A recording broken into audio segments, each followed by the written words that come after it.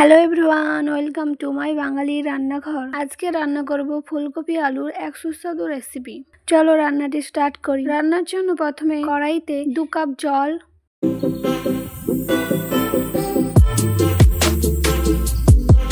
অল্প লবণ দিয়ে নাড়িয়ে নেব। জলের মধ্যে দিয়ে দেব ফুলকপি দিয়ে ঢাকা দিয়ে খুব ভালোভাবে সিদ্ধ করে নেব। ফুলকপিটা খুব ভালোভাবে সিদ্ধ হয়ে গেছে, এবার নামিয়ে নেব।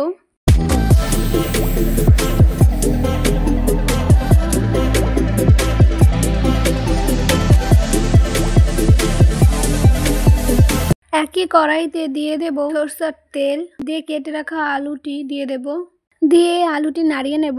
সাথে দিয়ে দেব লবণ, হলুদ গুঁড়ো দিয়ে খুব ভালোভাবে আলুটি ভেজে নেব। আমাদের আলু ভাজা কমপ্লিট। আলুগুলো তুলে নেব।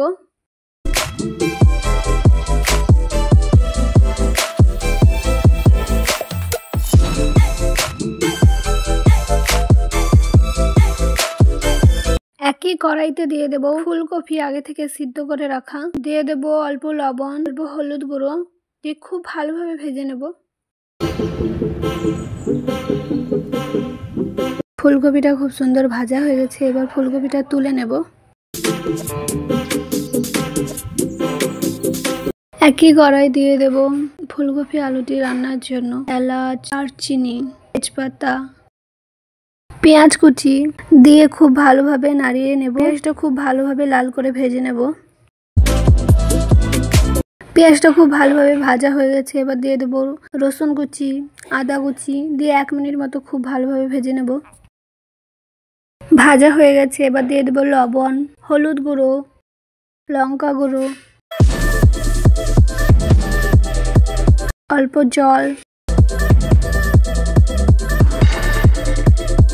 ধনে গুঁড়ো, জিরে গুঁড়ো দিয়ে খুব ভালোভাবে নাড়িয়ে মশলাগুলো কষে নেব।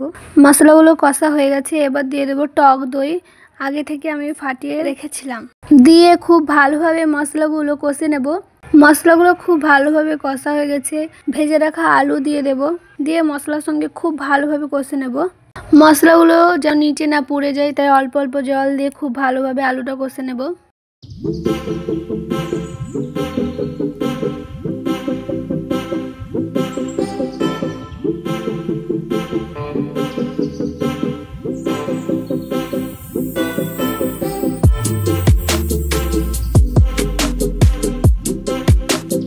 আলুগুলো কষা হয়ে গেছে, এবার দিয়ে দেবো ভেজে রাখা ফুলকপি, দিয়ে খুব ভালোভাবে একসঙ্গে নাড়িয়ে কষে নেব। একসঙ্গে খুব ভালোভাবে কষা হয়ে গেছে, 2 কাপ মতো জল দিয়ে দেব, ঢাকা দিয়ে দেব 5 মিনিটের জন্য।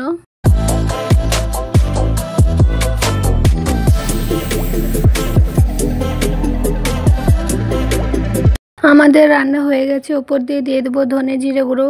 আমার এই রান্নাটি ভালো লেগে থাকলে লাইক, কমেন্ট, শেয়ার করে দেবেন। এরকম সুস্বাদু রেসিপি দেখার জন্য বাঙালি রান্নাঘর চ্যানেলটি সাবস্ক্রাইব করে দেবেন।